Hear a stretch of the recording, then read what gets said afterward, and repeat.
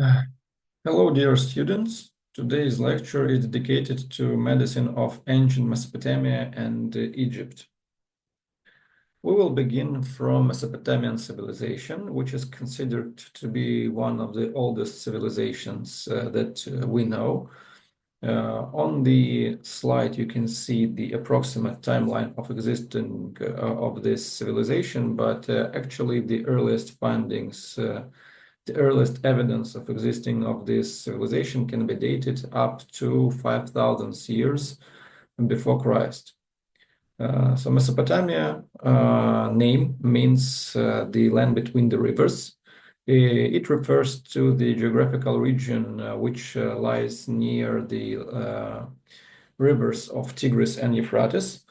And actually, not only one civilization has arisen in this area, but there were several of them which have arisen, flourished, and then faded.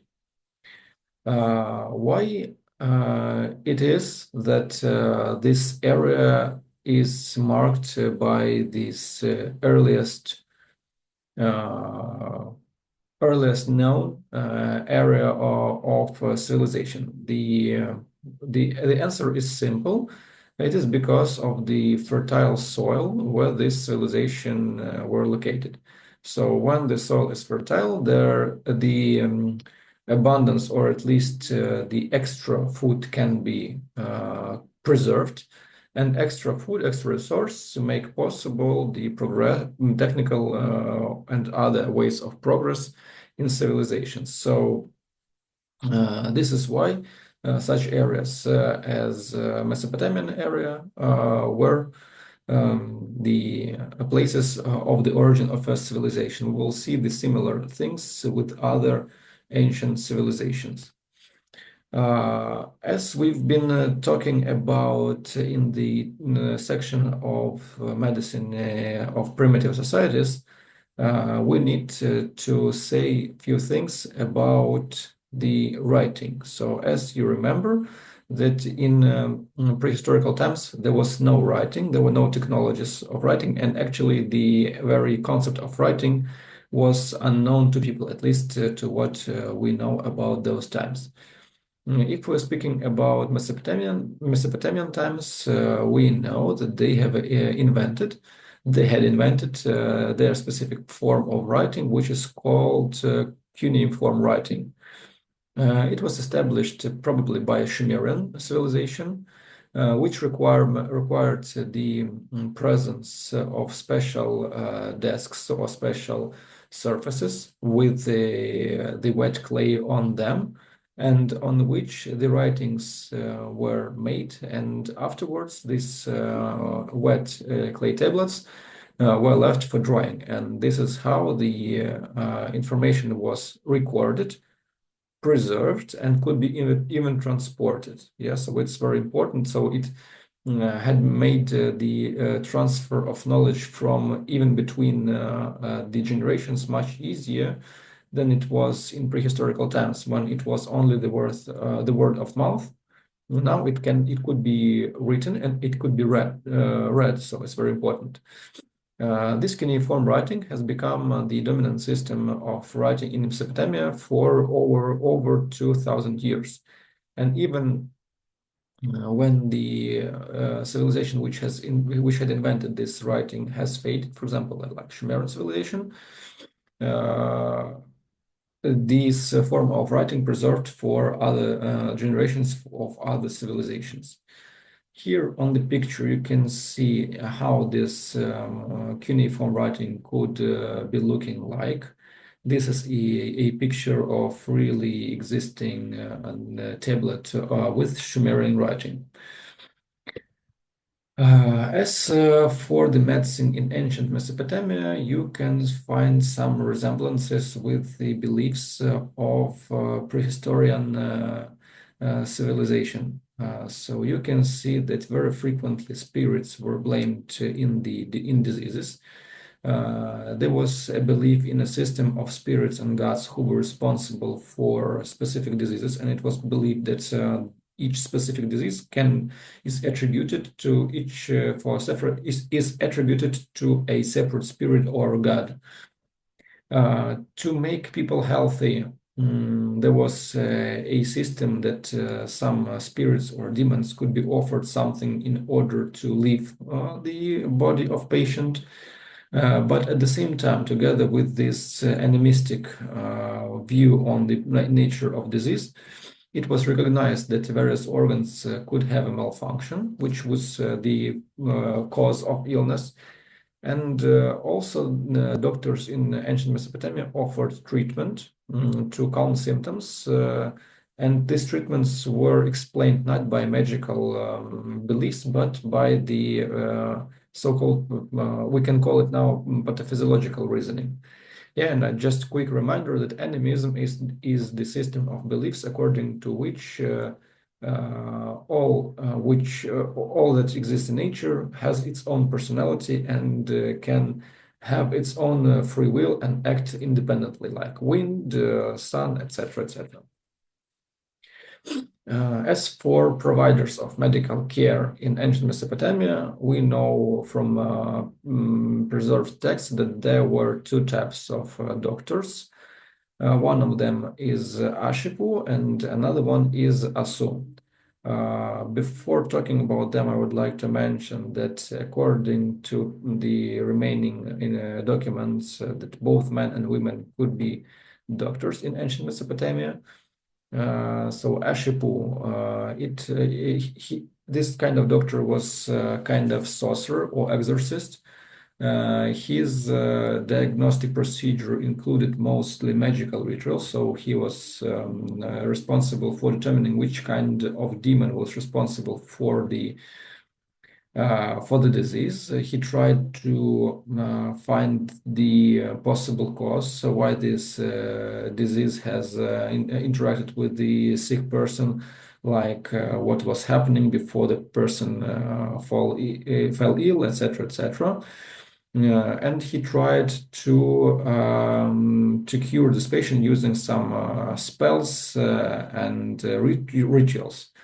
But also there was another kind of doctor who was called an ASO doctor. In the closest translation of this term would be a physician.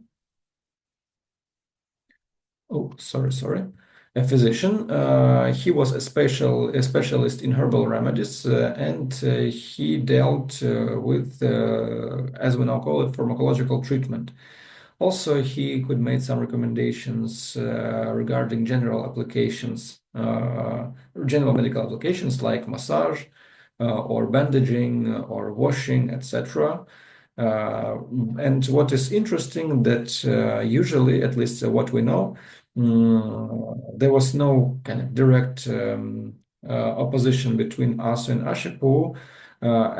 Despite it is the relationship between these two professions is unknown till today, but we can assume that they frequently cooperated, and moreover, that sometimes there could have been an overlap between these professions, like sometimes an Asu could have cast a spell over a sick person, and Ashipu could have prescribed some treatments of non-magical origin, like bandages or pharmacological treatment. This was the healing from the human side, but also you know that Sumerian and actual Mesopotamian civilization had their own mythology. And in this mythology, there were different entities, which they called gods. And usually these entities or gods were specialized according to their function. And in case of ancient Mesopotamia, there was a goddess of health. She was called Gula, or Gula. I don't know actually how it is pronounced.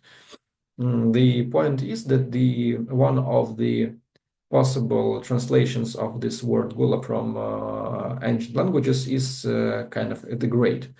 So this was a female figure who was associated with the abilities to heal people.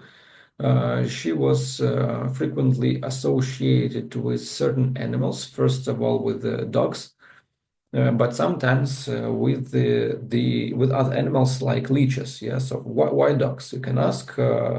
You probably observed that dogs are licking their wounds, and it is believed from old times that dogs' saliva is capable of uh, accelerating the wound healing. So, and now we can state that dogs' saliva has higher concentrations of lysozyme, the same substance which is present in human saliva actually.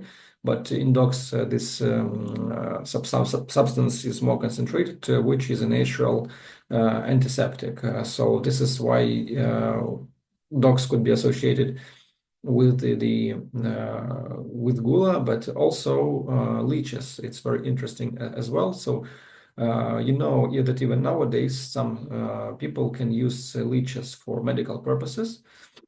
Actually, I'm not sure if it is supported by some evidence-based findings, but still you can hear here and there about usage of leeches even today. So it is reasonable to think that people used leeches even back in ancient times. Regarding other manipulation that could have been applied to sick people in ancient Mesopotamia is very specific way of treatment, but which can be reasonable even nowadays sometimes. So they believed that rivers were capable of taking away bad spirits or bad things from sick people, in this way making them healthy. So this is why sometimes people were settled, sick people were recommended to live nearby the river. So for these purposes, the huts, as you can see on the screen, were installed on the riverbank, and sick people were offered to live in such places for some time, at least till their condition wouldn't become better. So, and coming back to the sources of information about ancient Mesopotamian medicine, you can see that, or as you already know, that these are the clay tablets with cuneiform writings. The problem is that not a big portion of these cuneiform writings, at least of those who have preserved till nowadays, contain information about medical practices, but at least we have something.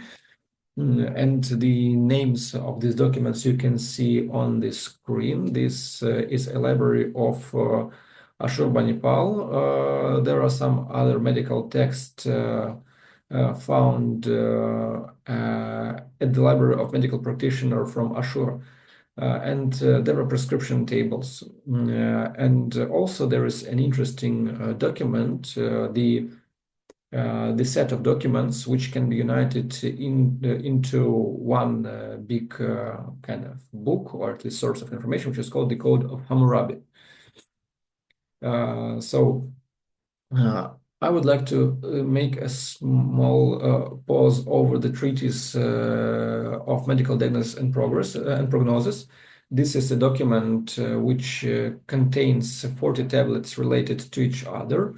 It is dated to around 1,600 years before Christ.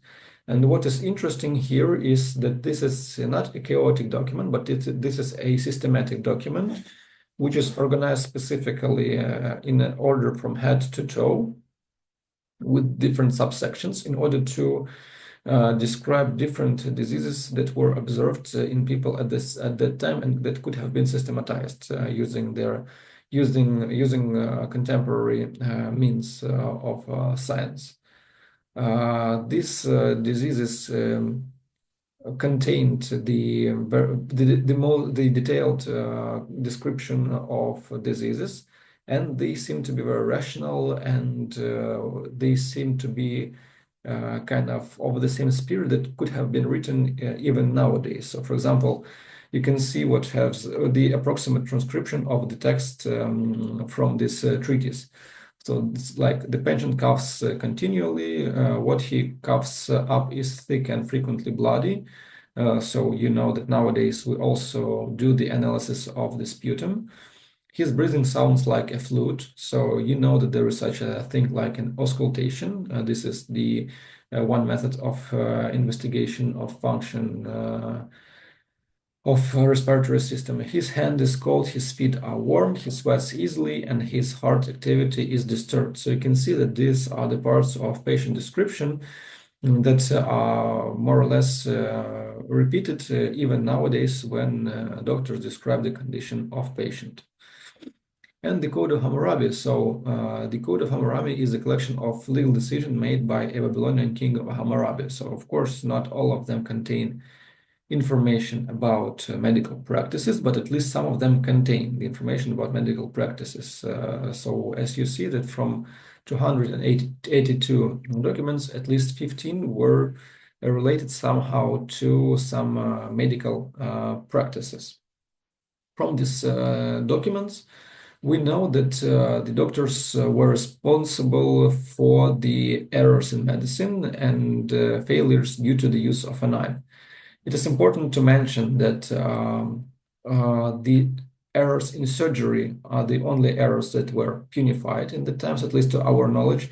And also to our knowledge, the therapeutic errors were not punified in no way.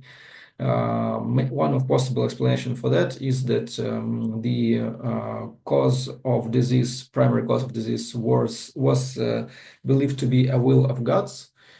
So this is why if treatment was not effective, it could have been interpreted as the will of God that this patient was not healed. But the story with surgery was difficult, was different. And in sometimes for surgical errors, doctors could have been amputated a hand or even hands. Or in case of death of a patient after surgery, doctors was punified financially. So doctors should have paid the family who has lost their member of family due to the error of a doctor. And also from Code of Hammurabi, of course, we know that there was a punification for surgical errors, but also we know that the surgery was more or less advanced in ancient Mesopotamia. You can see that doctors already knew the art of work with the different metals or even with the modification of metals like bronze here, which is the mixture of silver and copper. Yeah, well, so using this art of work with the metals, people have manufactured surgical and not only surgical instruments and used them widely in their practice. So you can see that some of them, the very principle actually of surgery has remained the same. So you just cut and then you sew. But you can see here the instrument which is likely to be used for auscultation. We don't know for sure actually because the inventor of auscultation is believed to be Laennec. We'll talk about it later, but at least this instrument is very kind of closely resembling the shape of auscultation tube. Okay, and also Code of Hammurabi contains some a description of other procedures that were used, especially by surgeons. So you can see that from this document there was an evidence of a cesarean section performed on women. At least there's an evidence of a cesarean section on a dead woman, and also there was a description of a procedure of pleurotomy with the pus extraction from pleural cavity. And also there was the description of recommendation of daily application of sesame oil in order to improve the wound healing. You will learn maybe a bit more about the rules of wound healing during surgery course, and you will see that oils can sometimes be used in order to increase or to accelerate the healing of wounds. Regarding dentistry, it's very difficult to say anything because dentistry is pretty specific and demanding area of medicine. So we don't know for sure if there were kind of specific or advanced approaches to dentistry, but of course we can we can assume that dental health was important for ancient Mesopotamians, and that some manipulations, at least tooth extraction, could have existed in ancient Mesopotamian society. And also we know that ancient Mesopotamian doctors used pharmaceutical treatments, which were mostly plant or animal derived. They made some mixtures with the usage of different substances, and also we know from the existing document that they frequently used very kind of special metaphorical names for these treatments, like lion's fat, which wasn't actually the lion's fat, but it was the mixture of something else. But in order to give this impression of something special, these doctors could have named this treatment specifically. We know, at least we assume that this probable pharmaceutical treatments could have included enemas, laxatives, ointments, etc. So that doctors invented different pharmacological forms in order to deliver these pharmacological treatments to the organs of patient, or via the digestive tract, or via skin, or via the direct application into wounds. And according to our knowledge, there was no extra charge for medications when medical care was provided. And now we will switch to the second part of today's lecture, which is the medicine of ancient Egypt. So ancient Egypt is believed to be a bit newer civilization than the Mesopotamian one. And you can see that similarly with the Mesopotamian civilization, this civilization was concentrated near the river Niles, which is in the north of African continent.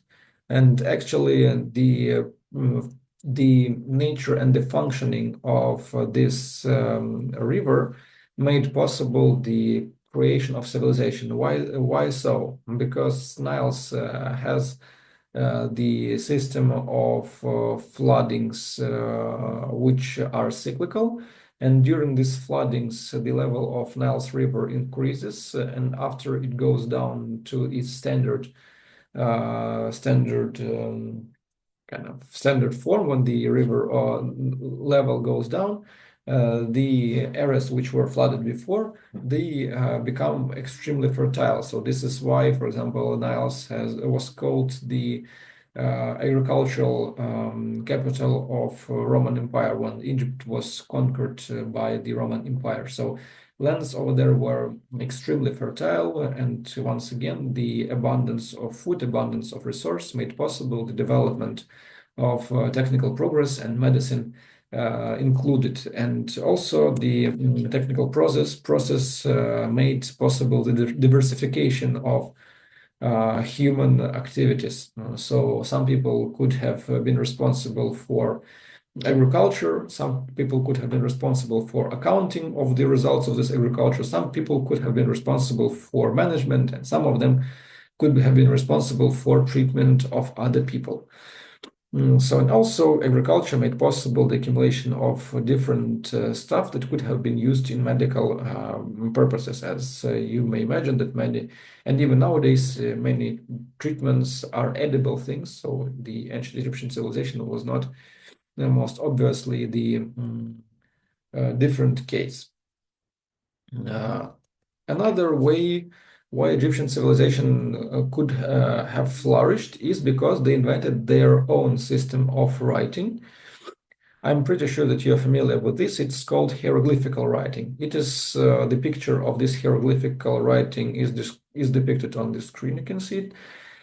You can see that it is different from the cuneiform writing, but still kind of the philosophy and advances that it provides are the same. So information can be recorded and can be sent and could be accessible to other people in different times. So the experience which was accumulated by one generation could have been passed to the next generations without loss of information, which is very, very, very, very important. And also, what is very important, as you can uh, Egyptians invented their own medium for the preserving of information. They've used papyrus. Yes, so papyrus is the ancestor of modern paper. It was a plant-derived substance, which after some processing could have been used for writing and preservation of written information. As you remember that Mesopotamian civilization used clay tablets with clay over them, which had their own advances, but tablets with clay, it is kind of in a way not very convenient way to preserve information because tablets might be big, heavy, etc. And papyrus, due to its properties, could have been more convenient and more convenient medium of information, which explained probably the faster exchange of information, faster exchange of experience, and consequently faster accumulation of information. So, and regarding the general impression about medicine in ancient Egypt, you can see this citation from Odysseum, from Homer in his Odyssey. He stated that in Egypt, the men are more skilled in medicine than any kind of humankind. So even contemporaries of ancient Egypt, ancient Greeks, praised and highly valued the level of medicine which existed in ancient Egypt, and also the high degree of specialization of doctors was acknowledged by their contemporaries. What is very specific and peculiar about ancient Egyptian medicine is their attitude to mummification. So according to the system of beliefs of ancient Egyptians, the people in ancient Egypt believed in the life after death. So this is why people were mummified after their death, as they should have been preserved as good as possible in their tombs in order to make their afterlife life more pleasant, if you can say in this way. So this is why they applied these procedures that preserved human remains. Also, that explained their more advanced knowledge of anatomy because of their experience of dead body dissection. In ancient Mesopotamia, for example, body dissection was prohibited due to religious reasons. In ancient Egypt, it was less strict, so ancient Egyptian doctors knew more about the inner organs and knew about their structures, and it provided them more strong insight about the functions of organs. For example, you can compare the following thing. From medical texts, we know that ancient Mesopotamian civilization, ancient Mesopotamian doctors knew that pulse is important marker of human state of health, but they didn't connect this pulse to the functioning of cardiovascular system. By contrary, Egyptian doctors knew that pulse is somehow related to the function of cardiovascular system. Why? Okay, we'll talk about it later. Like in ancient Mesopotamian culture, ancient Egyptian culture also had their own responsible people, own responsible entities which dealt with medical problems. So actually, the mythology of ancient Egypt is pretty complicated. One of the gods who was responsible for healing was Imhotep. I would like to begin with this kind of figure. This person is believed that he was a living person. He was such a good doctor that after his death, he was considered as one of the gods. in ancient pantheon, ancient Egyptian pantheon. He was directly responsible for treatment. Also, there were different gods among whose responsibilities was healing. One of them is Sekhmet. This is a female figure with the head of a lion, which was the goddess of many things, like the goddess of war, and including the goddess of medicine. So she was somehow responsible for the treatment purposes as well. But also we need to say a few words about the main god of ancient Egypt. He was the Thoth, and he was kind of the instance, the entity which has given the powers to all other gods and people so that they became able to do their responsibilities. So what was the big invention and big advance made by ancient Egyptians? One of the big advances made by ancient Egyptian medicine is this channel theory. So they believed that body, they didn't believe it actually, but they observed that Nile functioning is crucial to the existing of their own civilization, and they assumed that like Nile and its irrigation system has channels, they assumed that body of human should have also had the channels inside it in order to regulate its activities. So they invented the theory that there was a system of 46 channels inside the human body through which something was circulating. And the problem occurred when there was a block in some way of this system of channels. Pretty reasonable, especially given the level of technical advances in the time. So, and this is why they developed a system of treatment which included purging, vomiting, bloodletting to unblock or somehow to modify the system, the process of circulation of liquids in human body in order to heal people.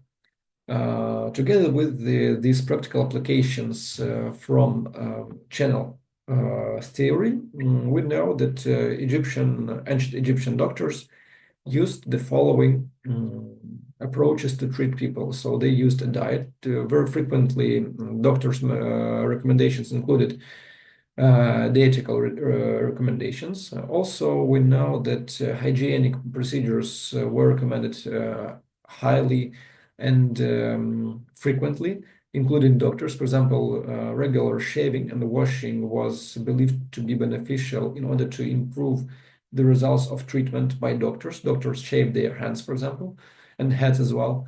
Also, they made some advances, at least they studied the delivery science and art of contraception. No kind of conclusive information has preserved, but at least some hints on this exist. Also, they could have been sophisticated infertility assessment, since, by the way, it was also the feature of ancient Mesopotamian civilization, but in case of ancient Egyptians, they could have been using such procedures as, for example, putting some plants into the underwear, and if these plants would change their color, it could be a sign of fertility or infertility. And also, there was a diagnostic test of infertility when the piece of garlic was put into a vagina of females, and female after some time was asked if she's feeling the scent of garlic in her mouth. So kind of course, we cannot use these methods nowadays, but we can see that they were trying to connect the difference in anatomy of men and women to the function of these organs and to develop their own approach to diagnostics of these diseases. And also, we know that the ancient Egyptians encouraged breastfeeding, and we know nowadays breastfeeding is a beneficial procedure which should be over some certain level in order to ensure that the child is growing and developing properly. So we know even nowadays that breastfeeding is important, and back in the days this invention was already made. Regarding the most influential medical text that have preserved till ancient times, we should name the papyrus collections. You can see a few names on the screen, which they are the Edwin Smith papyrus, the Evers papyrus, the Cahun gynecological papyrus, and the Berkshire medical papyrus. And also, I would like to to conclude my presentation. Actually, this is the end of my lecture by the illustration of medical instruments which have preserved till ancient Egyptian times. So you can see that principally the set of instruments is the same that you've seen in case of ancient Mesopotamian civilization. It also includes scalpels, scissors, needles, forceps, lancet, etc. But maybe due to chance, but also it is maybe due to the level of manufacturing art.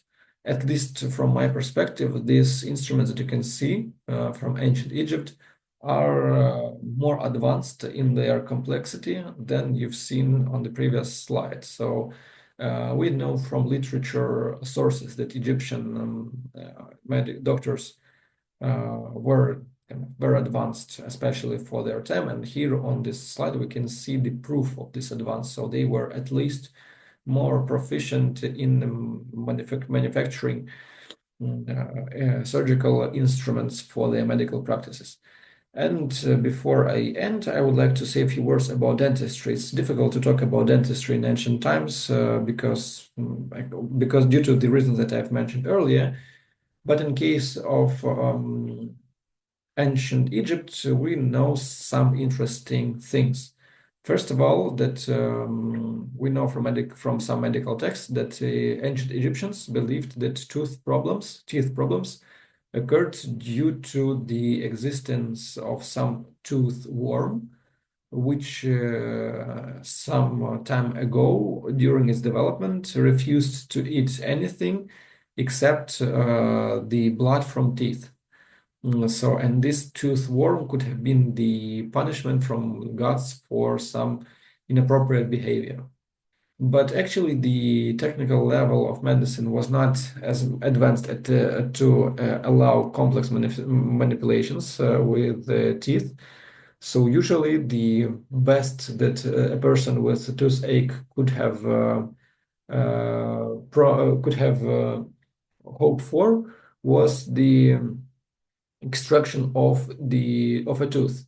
And we can see some notions about this in medical texts, which say approximately the following: that if a tooth is rotten, you shouldn't keep it. So the approach was, if you see the problem with teeth, you should extract this problematic teeth.